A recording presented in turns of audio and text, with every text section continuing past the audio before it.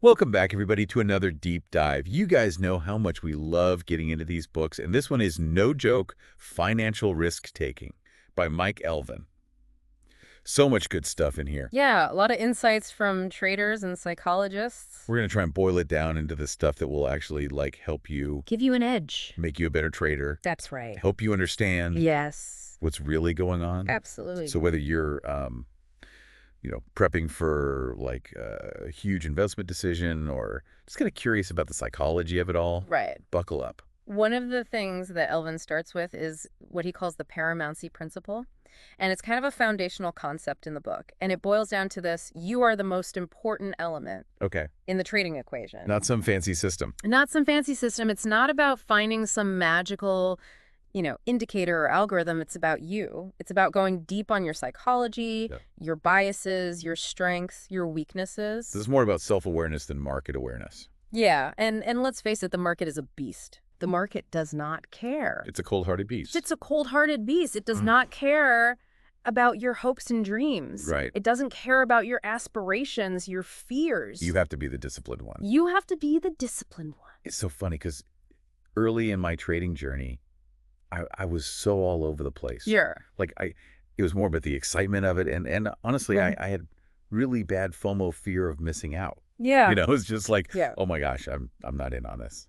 I got to get in on this. It's funny you should mention that because Elvin talks about the entertainment value of Yeah. trading. And that's really what it is for a lot of people. Yeah. It's that thrill. It's that excitement. It's I'm in the game. I'm a player. I'm doing it. I'm doing it. I'm doing it. Right. And, it can be addictive. It can be. Yeah. It can absolutely be addictive. And so he cautions against, blindly following these gurus and systems and falling for hype. Right. He actually shares an example in the book of someone he calls the chief wizard, I think. And this person was basically reselling Tom Williams's work, like repackaging it Oh, wow. and charging people thousands of dollars for it.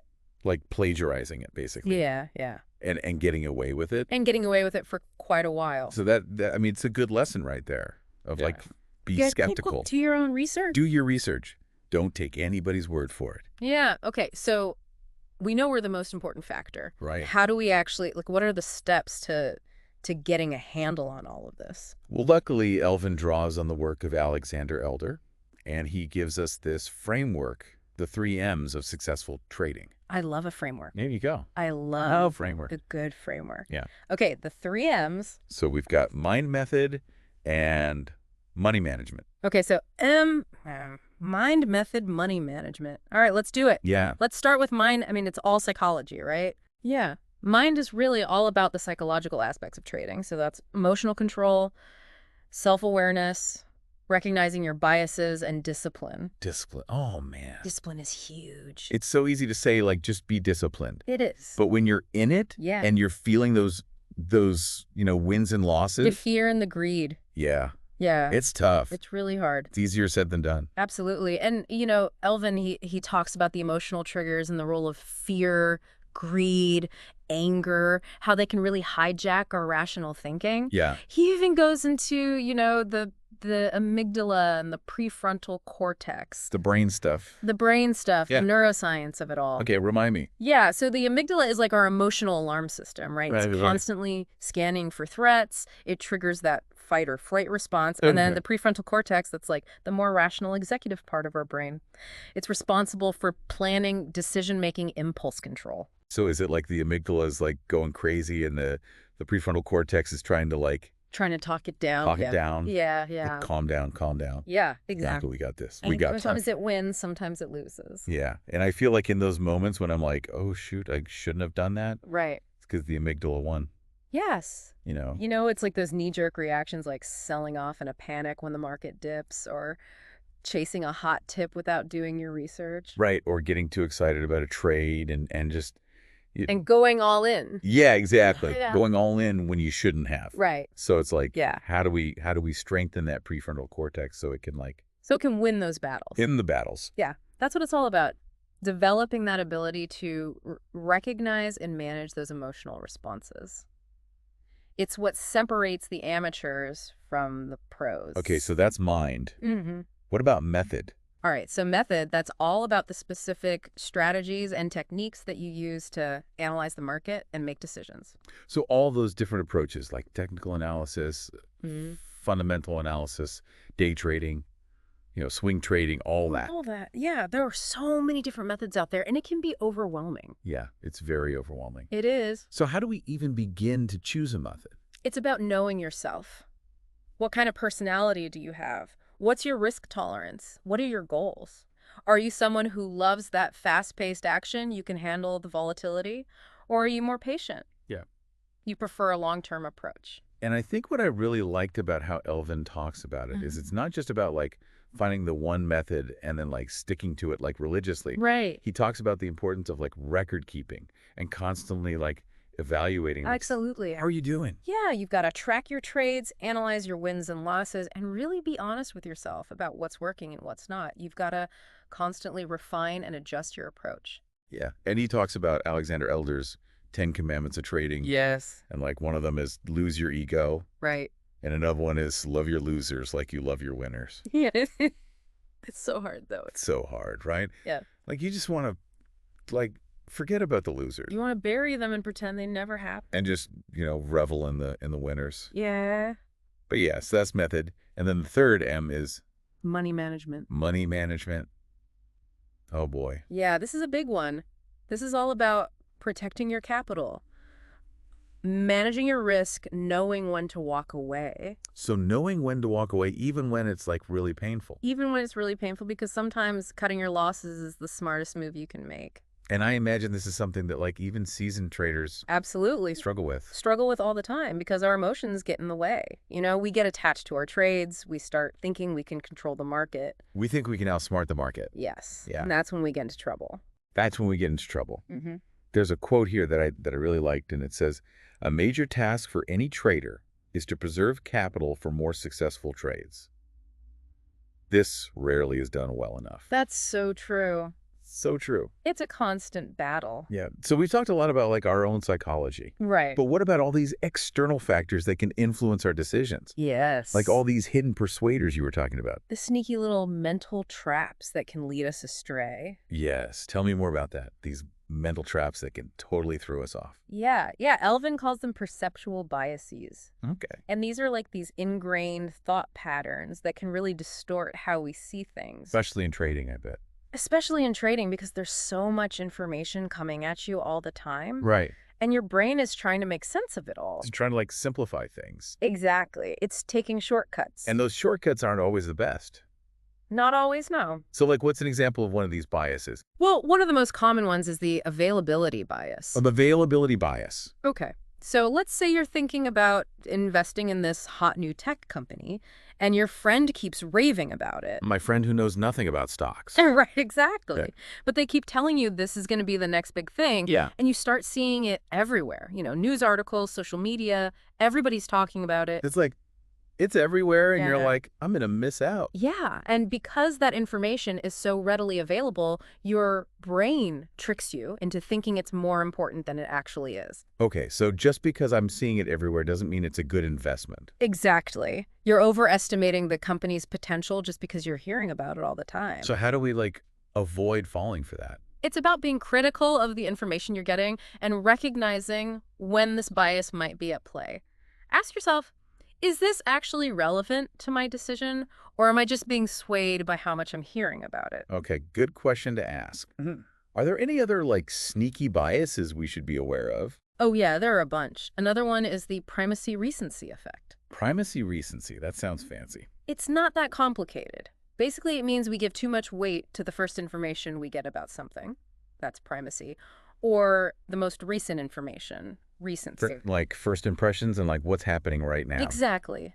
Even if that information isn't the most reliable. So if a company's had like a good run lately, Right. we might be like super optimistic. Yeah, you might jump in without looking at their long-term track record. Or if they've had a couple bad quarters. You might get scared off even if there are signs of a turnaround. So we got to look at the big picture. The big picture. Always. Okay, that makes sense. What else? Okay, this one's interesting. It's called the halo effect. Halo effect, I like that name. This one has to do with how we perceive people and companies.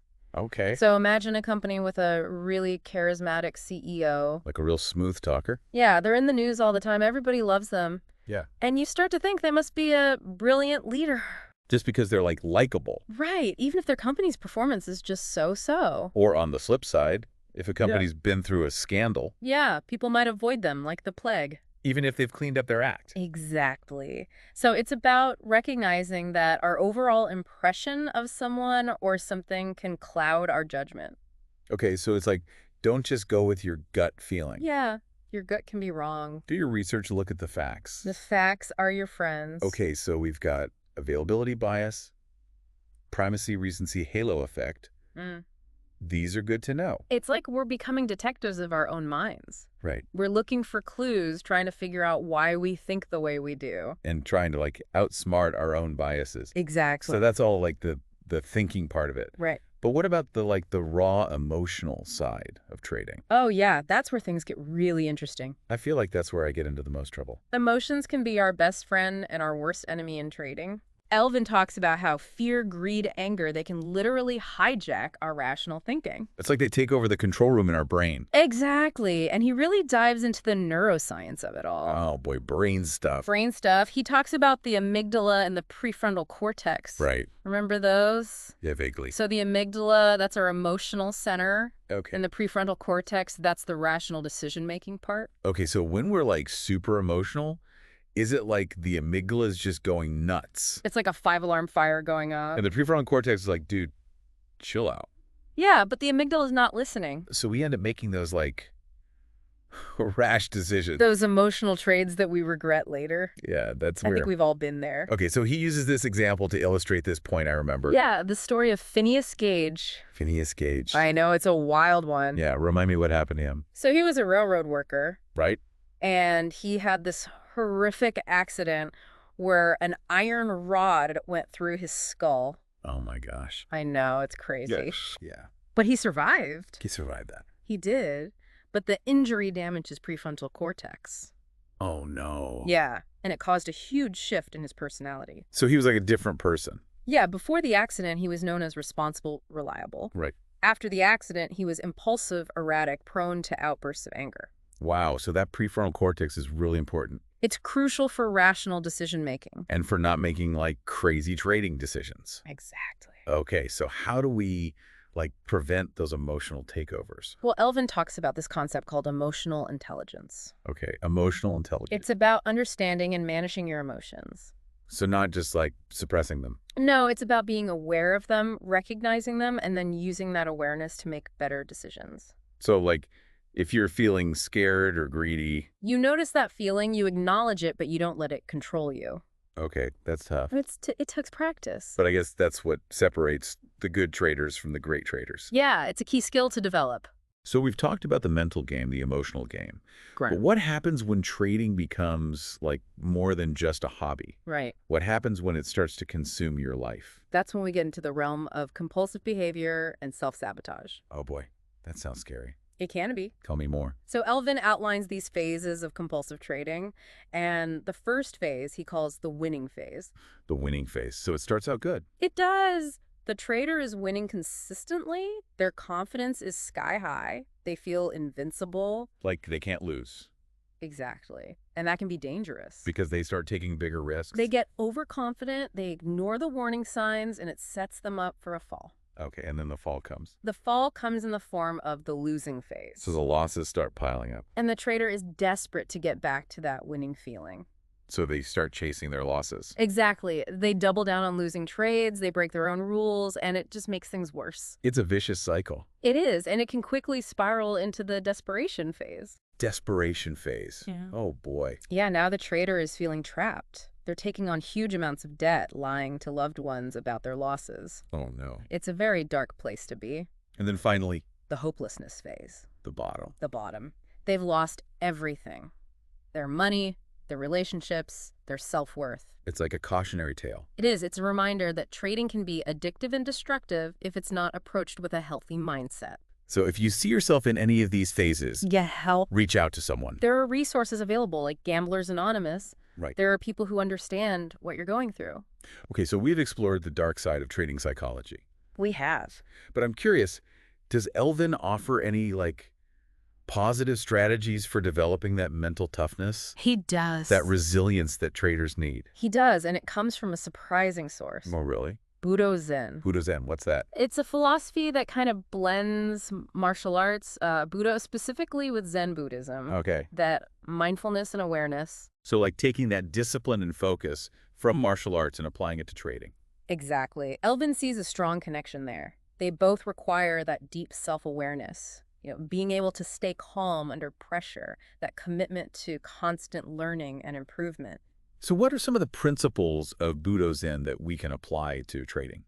One of the core principles is mortality awareness. Mortality awareness. Yeah, and it's not about, being morbid or anything. Right. It's about recognizing how precious time is and using it wisely. So for traders, this can mean like not wasting time on those impulsive trades, Right. really focusing on the long game. Exactly. Making each trade count, learning from every decision. I like that.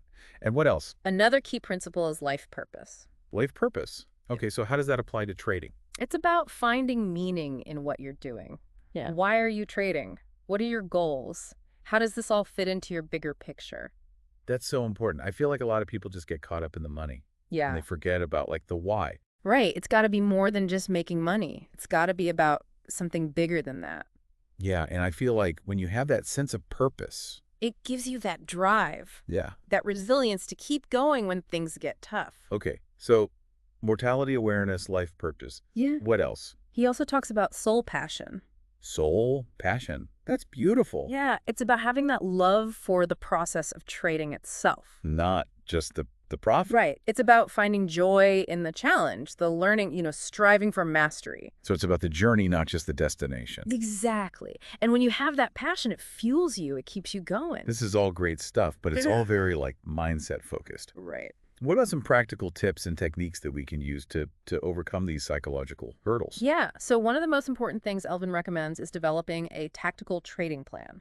Okay, a tactical trading plan, so like a battle plan for trading. Exactly. Right. It's about having that clear set of rules and guidelines for every trade. Like your entry points, exit points, risk tolerance, all that. All of that. And most importantly, sticking to the plan even when emotions run high. Oh, that's the hard part. It is. It's like having a pre-flight checklist. Okay. You go through the steps, you make sure everything's in order, and then you take off. But what about when those emotions do start to take over? Right. Like I'm feeling that fear or that greed. Elvin suggests incorporating mindfulness and meditation. Okay, mindfulness and meditation. That's interesting. Yeah, so mindfulness is about cultivating that present moment awareness. Okay. It's about noticing your thoughts and feelings without judgment. So you're not just reacting to them. Right, you're creating that space between the emotion and the action. And meditation can help with that. Absolutely. Even just a few minutes a day can make a huge difference. Okay, so it's like training your mind to stay calm Stay focused. amidst the chaos. Exactly. Okay, what else? He also talks about cognitive restructuring. Cognitive restructuring. What is that? So it's about identifying those negative thoughts that we all have. Right. Those self-sabotaging thoughts that can really mess us up. Like, I'm going to lose all my money. Exactly. Or I'm not good enough to be doing this. Yeah. Those are the ones that keep me up at night. So cognitive restructuring is about questioning those thoughts, challenging them, replacing them with more positive ones. So it's like reframing your thinking. Exactly. Turning those negative thoughts into positive Yep. ones. It's like rewiring your brain for success. I like that. Okay, anything else? One more thing that's often overlooked, physical well-being. Physical well-being. So like taking care of your body. Exactly. Yeah. Traders, they often sacrifice their health. Yeah, they're up all night staring at charts. They're living on caffeine and stress. Yeah. But the truth is, our physical health impacts our mental and emotional state. So if we're not taking care of ourselves, It's going to show up in our trading. yeah, that makes sense. So eating right, exercising, getting enough sleep. All of that is crucial for making sound decisions. Okay, and finally, I think this is really important. Yeah. Seeking support. Yes, trading can be very isolating. It can be. So it's Yeah. important to have that network of support. Like a mentor or a community. Exactly. People who understand what you're going through, who can offer guidance and encouragement. That's awesome. Yeah. Well, I think we've covered just about everything. We've done a pretty deep dive. We have.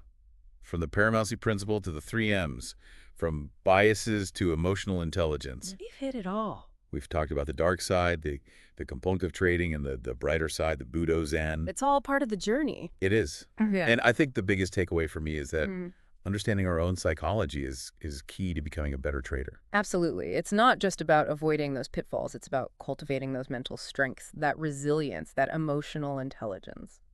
So to wrap things up, Yeah. what resonated with you the most from this deep dive? You know, for me, it's that idea of incorporating mindfulness and meditation into my routine. Yeah.